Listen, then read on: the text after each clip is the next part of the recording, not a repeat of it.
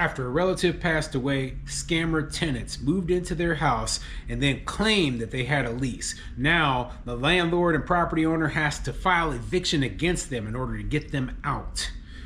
I'm Tony, and this is Real Estate Investing and Landlord News. All right, so I have an interesting article for you today, and it's coming out of Charleston, South Carolina. It has to do with a property owner who has scammer tenants or squatters staying in their property, and they have to go through the civil eviction process to get rid of them. Now, I hate hearing stories like this. You know what? A few months back, they were talking about, oh, we're going to change all these laws, but guess what? Even in landlord-friendly places like in South Carolina, the people still have to deal with this, okay? It's absolutely ridiculous. This should be a trespassing, breaking and entering, fraud. I mean, there's so many criminal charges that we should be filing against these people, yet they still, landlords are paying hundreds of dollars or thousands of dollars going through a slow, tedious court process to get rid of these, criminals.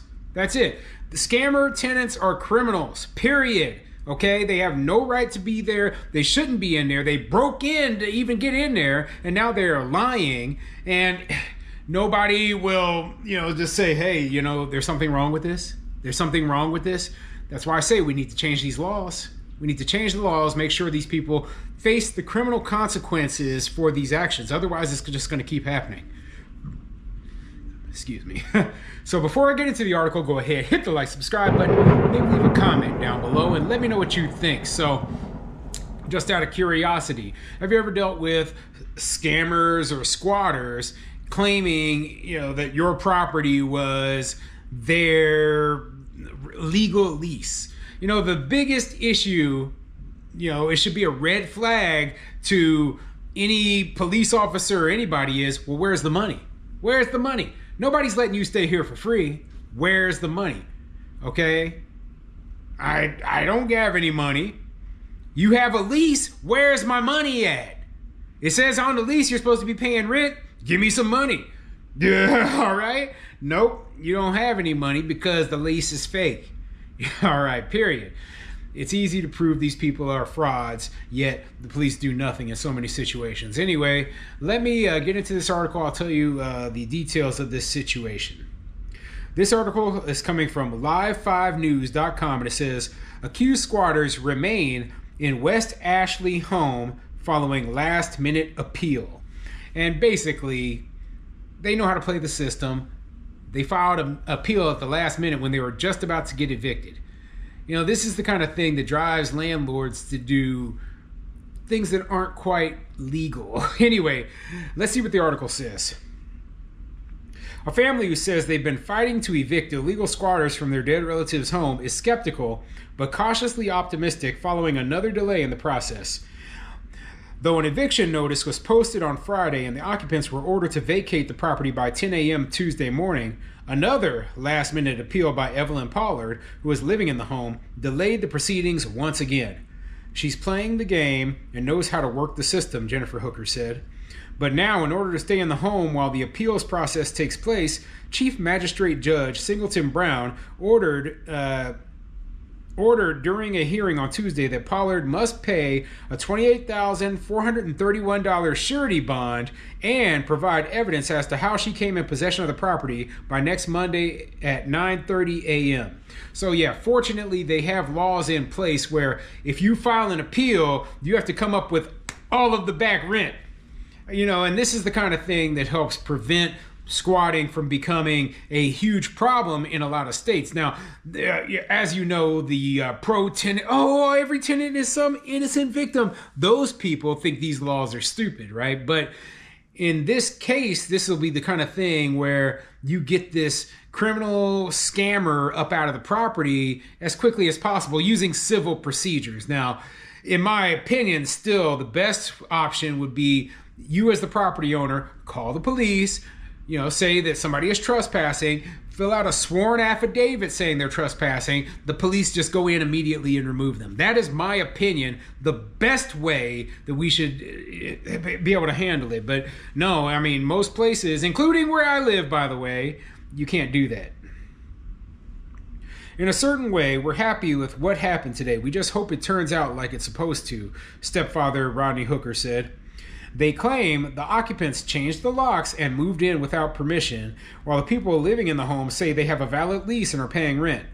Though the family wishes for criminal charges to be filed, they've been hashing it out in civil court. Like I said, if you're paying rent, where's the money? I look at my account, I'm the registered property owner, right? And none of my bank accounts have any funds coming from you. Okay, let's look in your account. Let's see where the money came out of your account and went to somebody.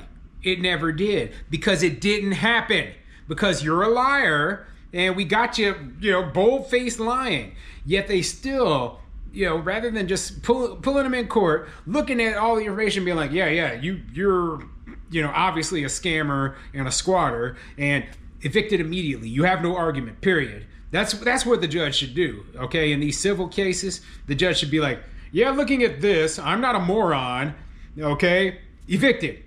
Appeal. No, you can't appeal. You're not supposed to be there. You're breaking the law, okay? Get the heck out, or we will drag you out of there. That's what should happen.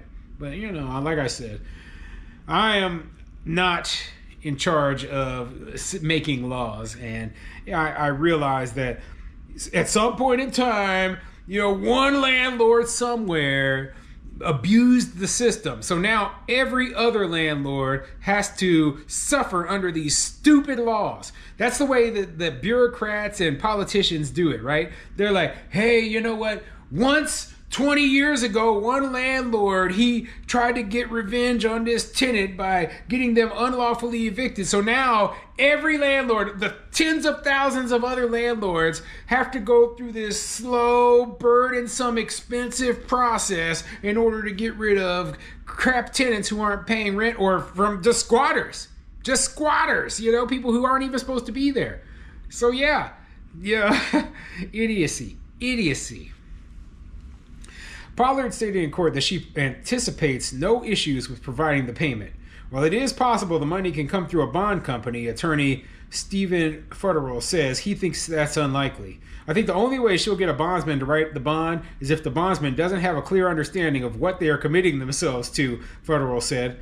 Pollard was also instructed to not sell any property that was in the house prior to her moving in, which she had been accused of doing already by the family, but also denied in court. So yeah, not only did they break in the house, but they stole the property that was inside the house and was selling it, okay? Here's my opinion. There's no way she's going to be able to come up with $28,000 plus, okay? These people are scammers. If they were smart, they would just get the heck out. Just leave. Leave right now. Just call it a day. Let the people have their property back and not suffer through this nonsense. They don't have a lease. They aren't paying any rent. This is idiotic. Part of me says that these people are smart because they know the law, the eviction law and the landlord-tenant law. But another part of me says these people are morons, okay? The gig is up. They're going to kick you out. Why even let them do that? Why not just leave on your own? Anyway, what do you think of this whole situation? Put a comment section down below.